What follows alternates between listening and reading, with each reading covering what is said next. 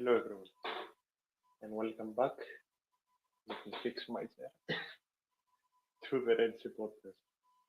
This is episode 99 actually.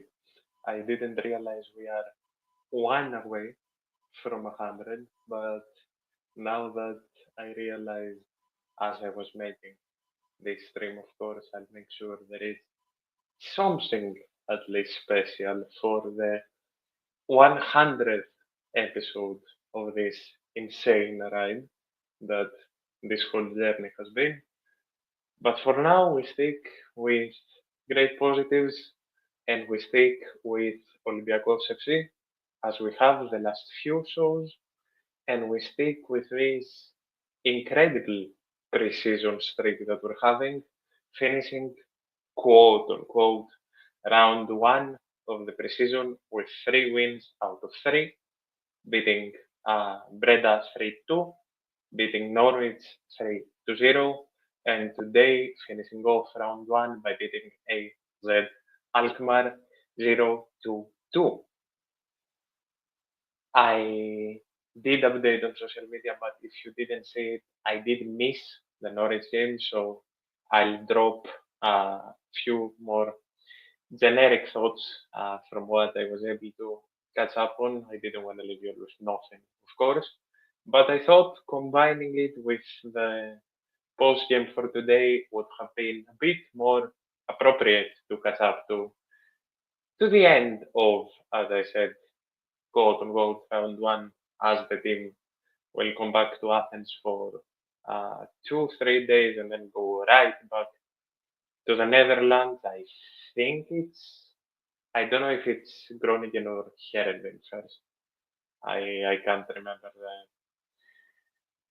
the timing of the friendly. Someone do write down in the comments what the next 3 friendlies are and in what order. But yeah, what a start, honestly, to the preseason. What an insane way to start, because I think that with the different approach that Olympiacos seems to have been taking this preseason, I think that everyone was cautiously positive. I don't think anyone came into this preseason, especially after how last season ended. I don't think anyone came into this preseason with a negative feeling. I am at least speaking on my end, and most of you guys that we've discussed it with. But I think the first glance surprises have been so much more positive than negative, right? And I am gonna start this off as I started the last one with the premise of I'm not gonna sit here and criticize anyone seriously, whether it's on the positive end, like going crazy over a player, or the negative end after 3 friendlies out of 9. But I think that since we are seeing such positive signs starting off, I think we can't like full on ignore them as well and keep being pessimistic. I think this team has already begun in earning the right for us to be more than optimistic heading into the season. There is still a lot of factors to be played, of course. There is still a lot of moves that are going to happen because, mind you, yeah, July is ending, which is insane, by the way. Like, the summer is almost done, which is absolutely mad. Uh, but yeah, July is ending, but there is still a whole month of preseason left, let alone how long the transfer window still has, which is also mad. So there is still a lot to come, but with what we have now, I think being positive, whether it's full on positive or cautiously positive, whatever anyone really prefers and whatever anyone feels comfortable with, as long as we don't take it to one of the two, just complete extreme sides of either positivity and negativity, I think we'll be moving in the best direction that we possibly can.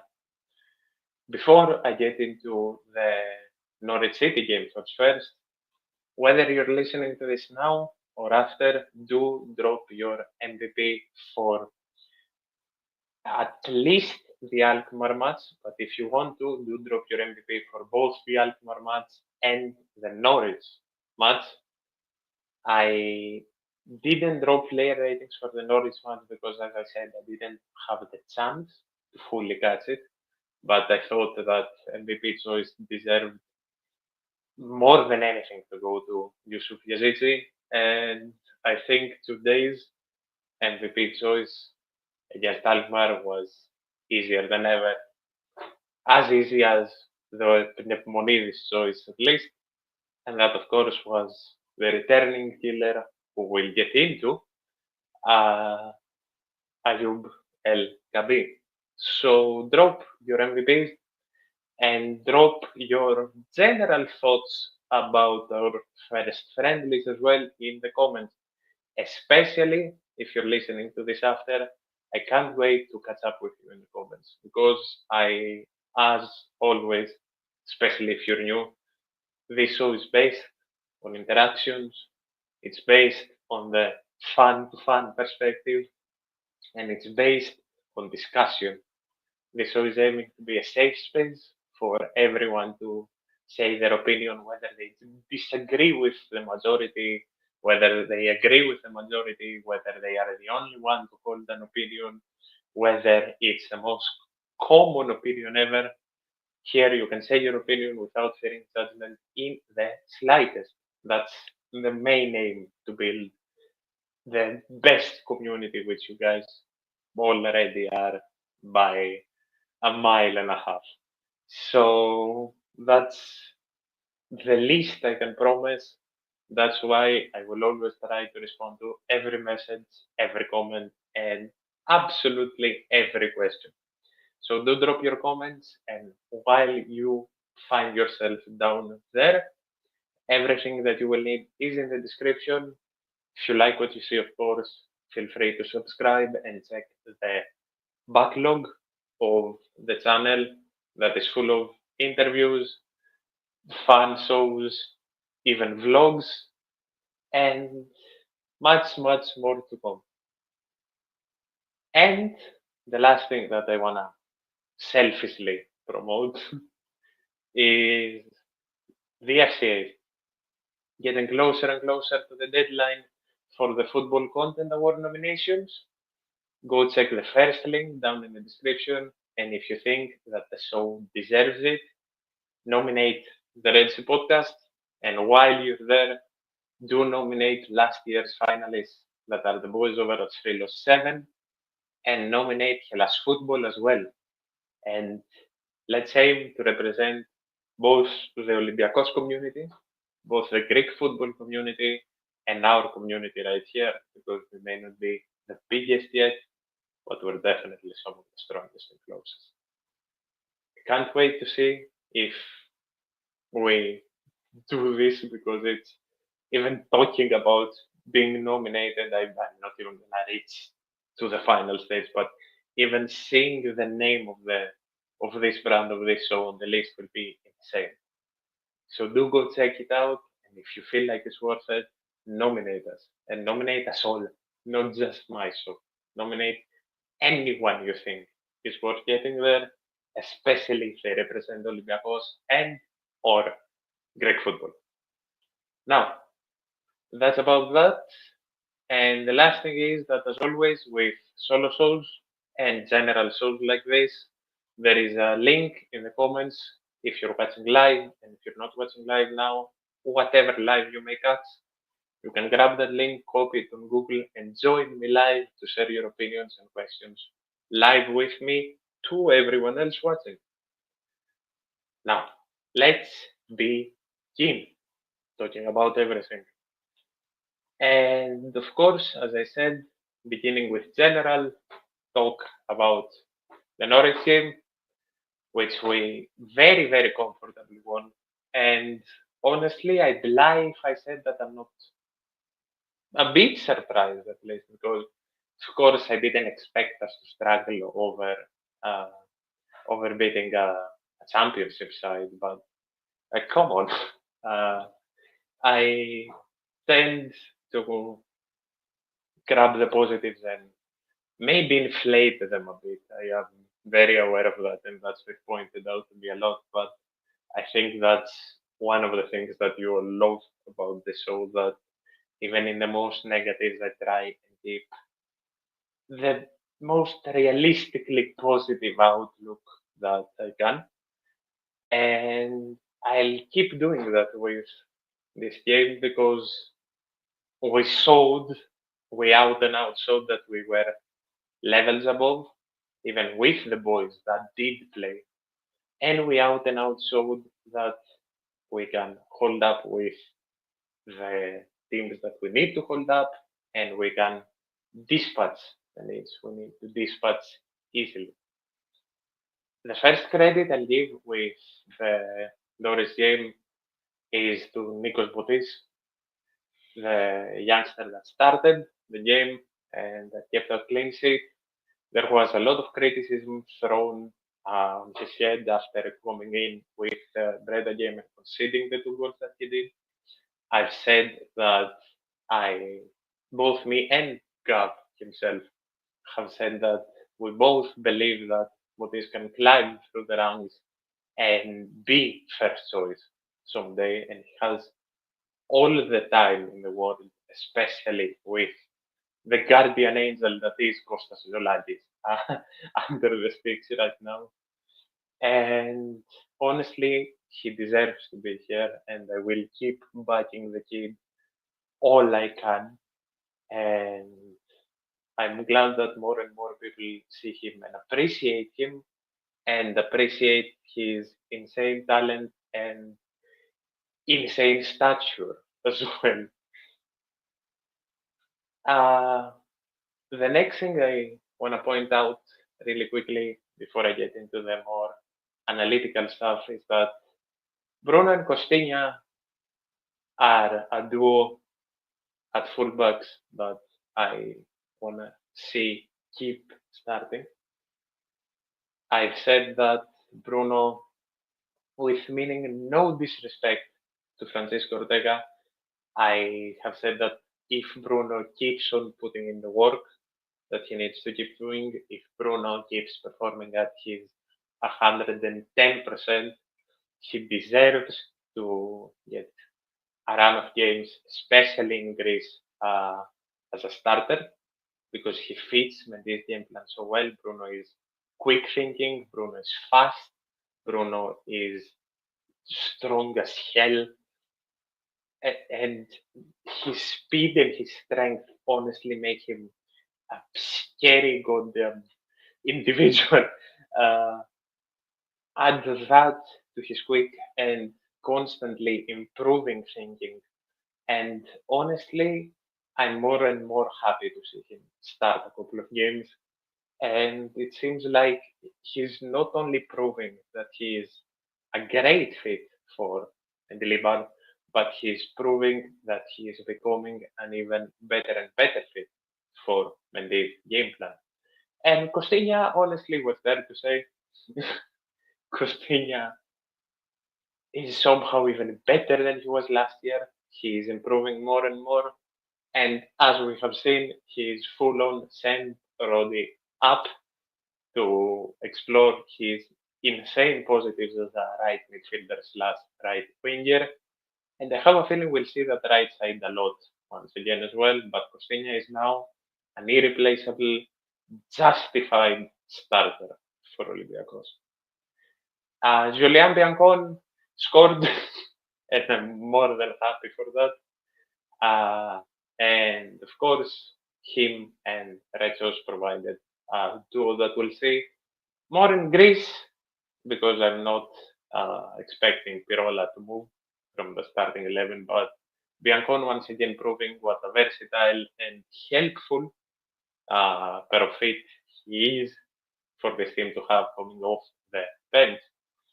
Mozakic and Scipioni prove that they are also a very good duo choice, and Mouzakitis and Scipioni prove that they complement each other, and Scipioni himself proves once again at first glance, without going too much over analytically there, I say. He proves how he is honestly an even more dynamic player than we expected, an even more passionate player than we expected, and he has that absolute fire that someone like Santiago has shown from the first day, and I have a feeling we have an even bigger gem in our hands than we thought we did. Now, perhaps the most detailed thing that I want to talk about from that Norwich game is this one. For those of you that saw, Yusuf Yazidzi came out and basically talked very respectfully and very appreciatively towards not only the team and the organization, but the fans as well. He said that he does have a point to prove. He got a lot of support from and a lot of love from the club and the fans for the devastating year that he was out after his extremely unlucky debut. And he said that he wants to come back better and better, and that he wants to basically give back the love and support on the field, that he wants to give it his own, to shine in giving as much help as the team needs, everywhere the team needs, in aims to win everything there is to win.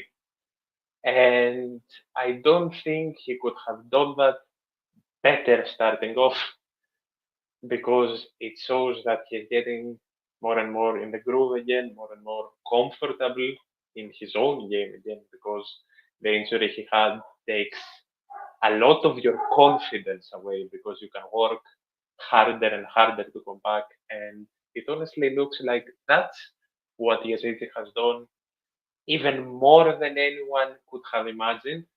And the man that has just driven him on with, I'm sure, the care perfectly of both a father figure and a coach and a friend, all combined, is of course Jose Luis Mendilibar, because I can recall back to a moment of the first friendly of him playfully slapping Yazidzi because of the chances he had missed, and just the congratulations he gave him after that goal. And I'm still unsure if Yazidzi registered both a goal and an assist in the Norwich game. I think he did, but going back over the stats today, it says that he doesn't have an assist. So please do correct me on that, whoever can, because even in the MVP post, I did say that he had a goal and an assist, but even if it was just that incredible team goal that came through, honestly, couldn't be happier as we start off. Couldn't be happier, because we all know how talented Yazidzi is. We all know how passionate Yazidzi can be. As we see already, if he gets that support, if he gets that love from the club and the fans, which he already has to the fullest, and it's going to get even more and more full. And honestly, I'm more than excited.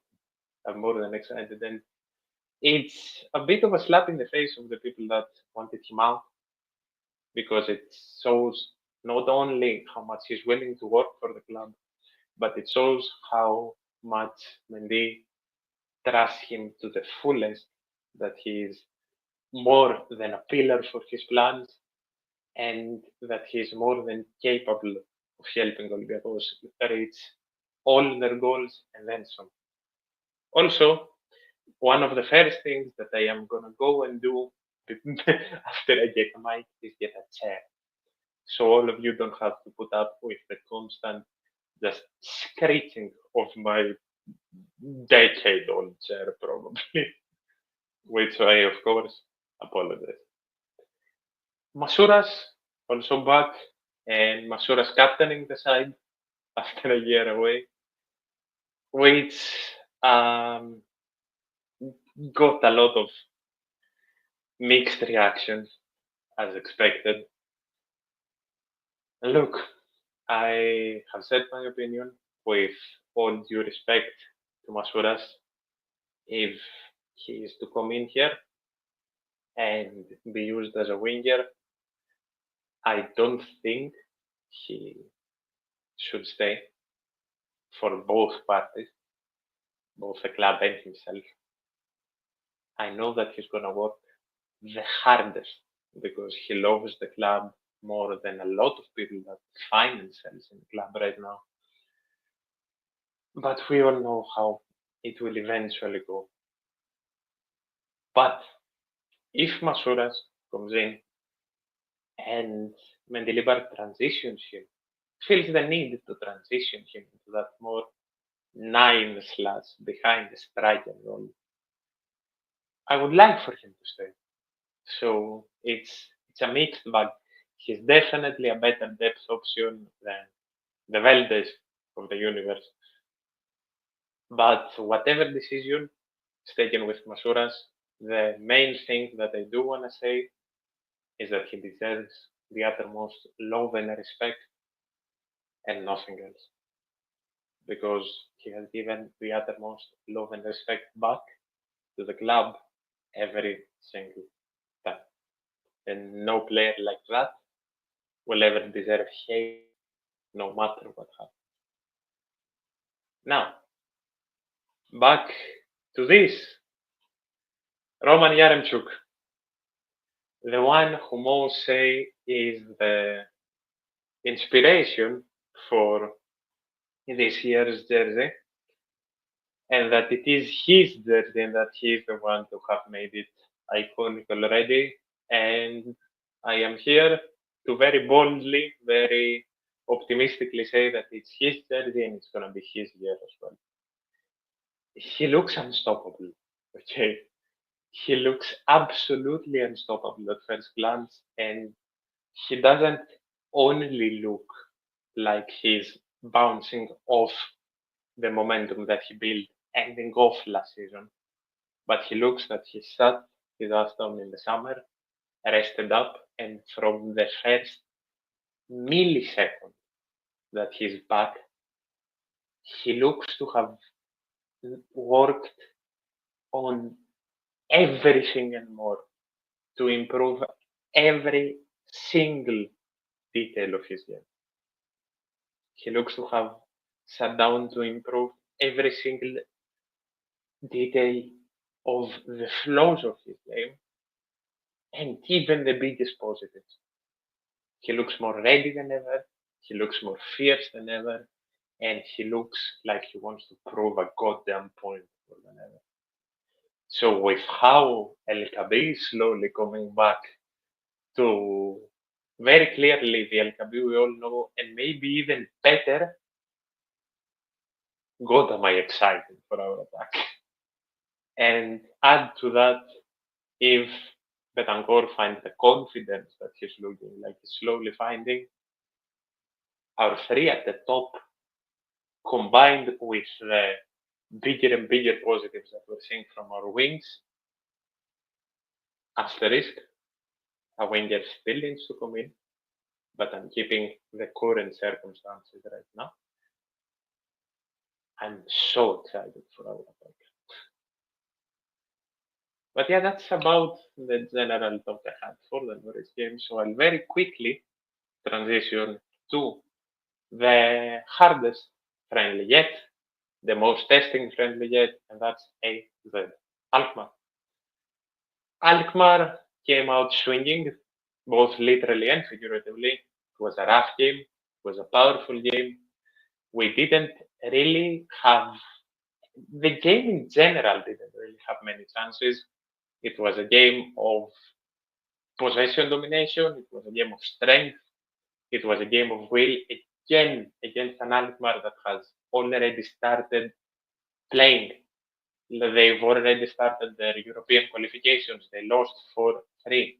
So it's a ready team. It's a team that's already going. And thus, in our third friendly, not only did we hold on just fine, but we managed to go on and beat them 2-0. And if that's not positive, then I don't know what is anymore. We stood on our feet as well as we could have the first half, despite the fierce nature, I think that's the best to put it, of the game. And it did feel like an official season game. It didn't really feel like a friendly to me, at least to me. And again, we stood on our feet against a very strong team. The biggest positives I'm keeping from today, with just parenthesis to a specific player, and then I'll get on to the rest, is that we played with fluency, we played like a well-oiled machine, and we played with certainty and got the confidence. We played with confidence.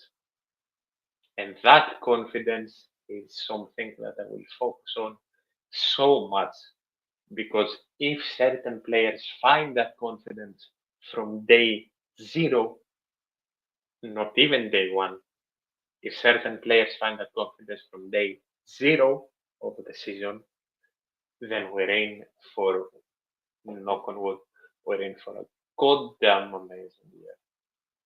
And do you know, without wanting to jinx the man, I said it on Twitter as well, for those of you that don't follow me and want live thoughts on the game and live updates faster than Instagram, do go follow me over on the Twitter. We are getting closer and closer to 900 followers on Twitter. I said it, and again, I don't know if I'm delusional, per se, but I see Zelson, and I don't see just that hesitation that we saw last season. I really don't see it. I think that Zelson has focused on taking decisions faster. Zelson has focused on taking decisions better. And whether it is to go on and take his man on a one-on-one, whether it is to just make the run and square it immediately, he's focusing on his positives at first glance, at least. He's not just waiting there with the ball. He's not taking those stupid shots he was taking. He looks dead set on stuff, and he looks like he's thinking so much more on his feet and so much more composed. So knock on wood, because I think like 5 minutes after I tweeted that, Zelson went down, and I was gonna feel so bad, but thank God he's fine.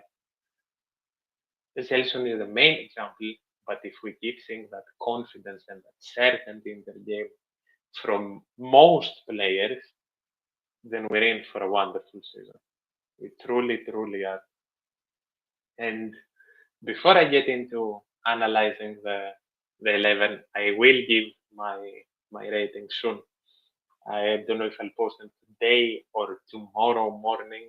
I've already posted my MVP, of course, as I said. So I'll say more general thoughts about the 11 now, because I haven't completely landed on the ratings yet. So I'll go immediately to the first goal, because the Pneumonides show is continuing. Because not just what a game. This kid's coming in. It's what I had said. I don't know if you all recall, a few episodes ago, a few episodes before the preseason officially started, where there was a talk of Pneumonides Papacanelos. I had quoted the boys over at Thrylos 7, and I had said that the man that will stay with Olympiacos is Pneumonides. not because of any talent or quality difference, because both these kids are so talented. But Pneummonidis has the mindset and the work ethic that one Mendilibar loves, and that's the main thing that Mendilibar uses to get the best out of players, as we're seeing already with Pneummonidis in 2 games having a goal and 2 assists. But that is also the thing that leads to my next point about Pneummonidis. He's playing like he's a veteran of the goddamn game. Like, this isn't a kid getting his first few professional games. He's playing like he's a goddamn veteran winger.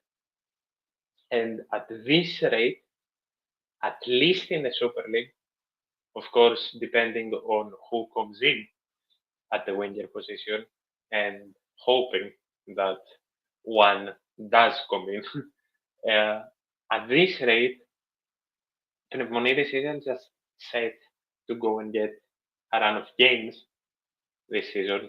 Pneummonidis is set to go and get a run of starts this season. And he's not the only one. There is Yatsikouras as well, with a whole different case of astonishing. But Pneummonidis looks like not a star in the making. He looks, knock on wood again, he looks like a star ready to become a superstar. And under Mendilibar, I am nothing less than certain that it will happen. But again, seeing that run today of him destroying his defender, turning in, and just delivering that absolute masterpiece, that goddamn masterpiece of a cross onto El Kabir's head. And of course, El Kabir never missed that. For that 1-0 was just, I'm not kidding everyone, and I'm not even kidding. I just fell back and did this. I was not in disbelief. And again, there's a potence comparison. And I get it, and I agree. But I am gonna take a step back from those comparisons and focus on how unique Pneummonidis is. And as I said so or two ago, it's not the next Podence, it's the first Pneummonidis. And he's here to not just stay, he's here to wow us all and the entirety of Europe. And I know that every single one of us is going to back him to the moon and back because he deserves it. But yeah, what a game! What a game by Pneummonidis in general! What a damn game by Pneummonidis. Another person that had a damn good game is Diogo Nascimento. Nascimento, who has come in similar to Scipioni, maybe with even less, quote unquote, because I am very iffy on using this word, maybe with even less hype than Lolo Scipioni. And again, Nascimento, not a player that came in to start, a player that came in to be a very, very good option of the bench. Okay. But he's getting better and better. And it's what we had said on the last episode of Transfer Chatter. If you all haven't caught it, that's regarding Nascimento. Please do go catch it. Transfer Chatter is, of course, a bit of a less professional scout report. It's a chat solely focused on the players that officially come in the club, whether that's basketball or football. The only one that I haven't done, the only few that I haven't done a transfer starter for, are the latest posts to come in regards to basketball, which I will sort of do them all together very soon in a big basketball episode that is coming very, very soon. But as I was saying, Nascimento is a dominant force in the midfield, contrary to the man's size, of course. And Nascimento is someone that shocked even me with how well he tracks back. Like he's everywhere. He's absolutely everywhere.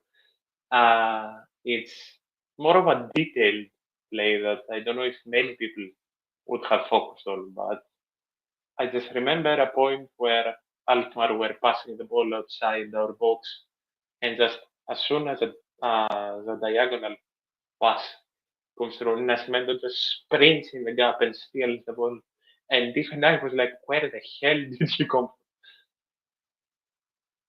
We talked about his pace, we talked about his football IQ, but his positioning seems to have gotten even better than we knew.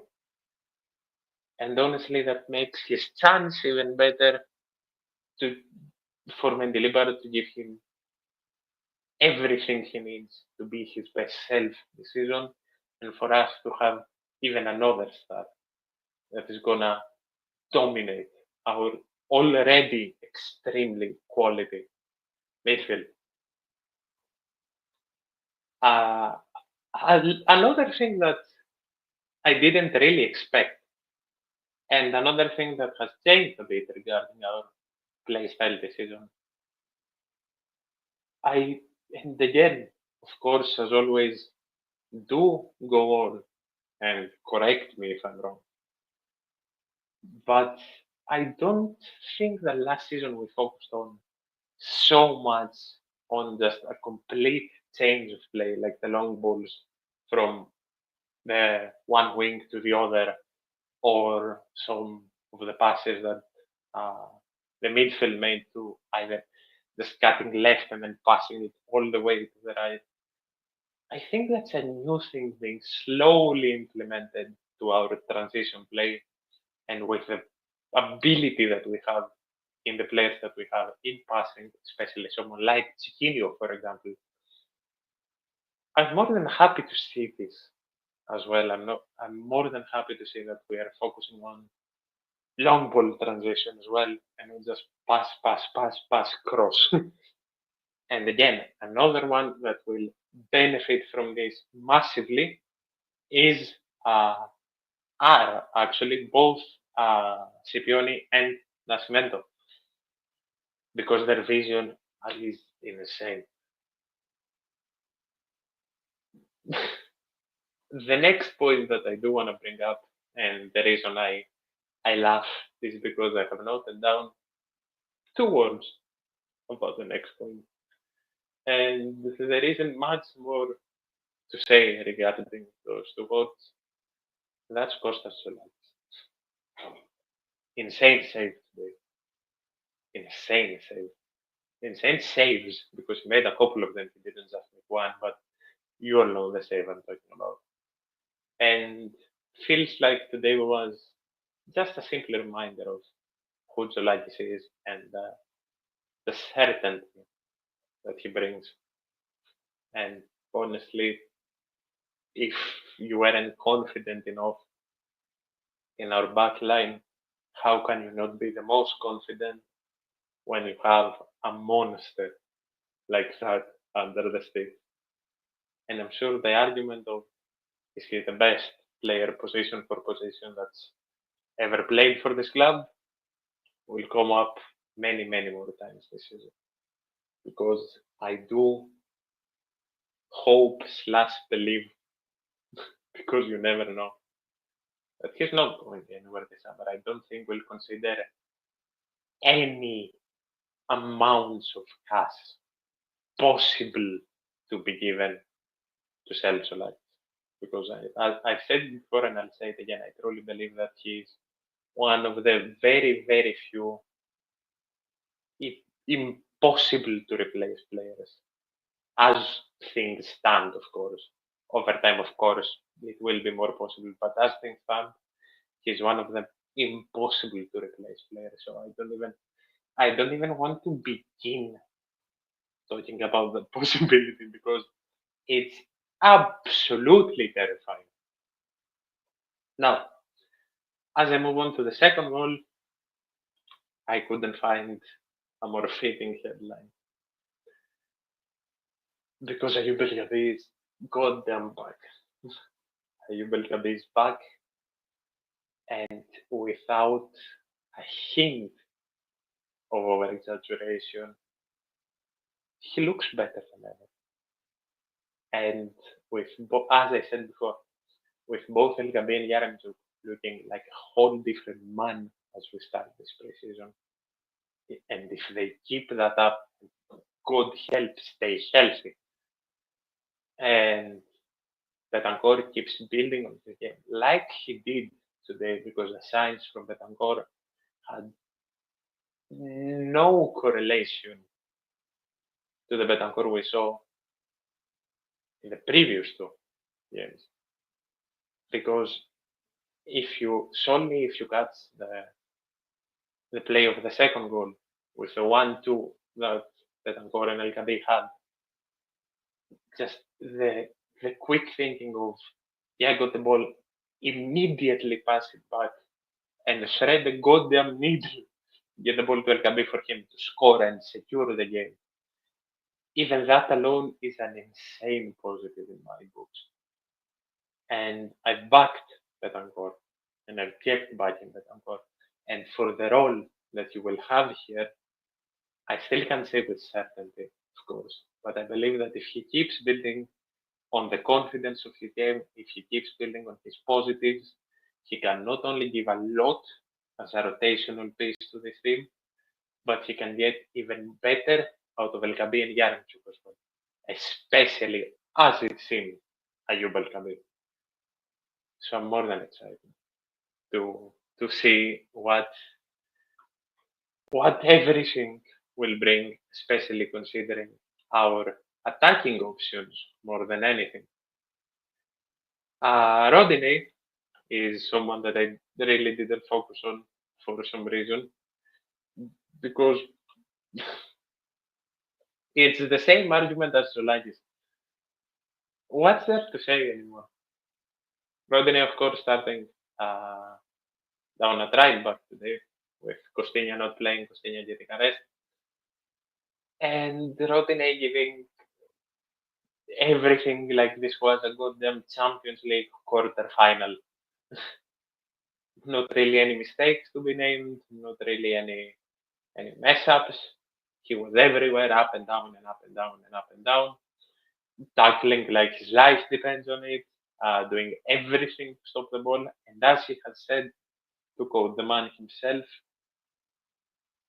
for as long as he is wearing the Olympiacos badge, he will give his all and then some.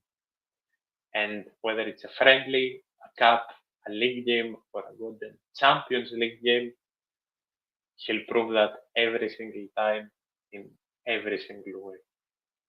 And as are a lot of the players of this team, Rodinei is a goddamn blessing. And even that's an understatement. Ortega also, of course, playing. Ortega looking much better as well. Kalogeropoulos is someone that I always like seeing. I liked Kalogeropoulos today. Honestly, I liked his positioning. He looked okay. He looked more than okay. Pirola, again, it's the same about a lot of players. What's even there to say? Okay, forgot my English there for a second. I apologize. But Pirola just proving why he is the captain of the Italian under-21 team. Pirola proving why the whole of Italy wants him. And Pirola proving why he's so goddamn great. And I don't know why there is still people that doubt this man's ability, because there are still people from our own fandom that doubt this man's ability. And I still don't get it. I don't think I never will. Chiquinho, I talked about for just a bit. There is a reason that we call him goddamn Zidane. He's a maestro. He holds down both midfield and attack He is the perfect connection link between both. And as I said some episodes ago, or even last episode, I don't remember, if Chiquinho keeps showing that he's fully comfortable in the role that he has adapted, stuff's gonna get scary. Stuff's gonna get very scary, because if he has the comfort he has when playing the 8 at the 10 and at the wing, we're seeing one of the biggest talents and hardest workers of the scene being able to outright shine at his best in 3 of our most vulnerable positions and help in every way, shape, and form that we need him to help. Which for me is at minimum a blessing. And the last man that I really want to talk about, before, of course, Mendilibar, is Danny Garcia.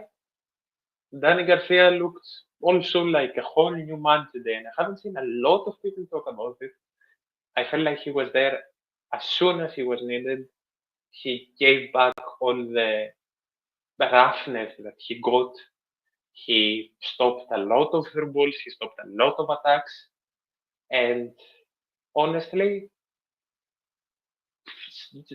it just shows that everyone that's here has a role, and everyone that's here is willing to give everything to fulfill that and help the team in every way. And that's why they're here. And of course, the man that assigns those roles perfectly, and as I said, gets the best out of everyone without fail. And I'll use the same banner that I had used last show, is the man with a goddamn plan. The fact that we can sit here and say that we did the 3-for-3 so comfortably, the fact that we can sit here and say that the team is working like a family, like a more well-oiled machine and well-built machine than ever, and the fact that it's not even everyone that's set to come in yet, and the fact that we have less worries than we had in years, and stuff's looking even more positive than it has for the past year and a half, shows me that even we haven't realized what Mendilibar is doing. And as I said, the reason that this man is going to get a statue is nowhere near for the trophies, nowhere near for the success. It's because he didn't just bring the Olympiacos DNA back. He rewrote the whole thing and made it even better. And we are now a champion, like we deserve. I'm going to finish off with a very positive thought, saying that this season is going to be even better than we expect. And I can't wait to ride it out with all of you. Still feels insane that we're back in the Champions League, honestly. Can't wait to see it all. Thank you all for your insane support. Check everything down below, and I'll see you very soon again.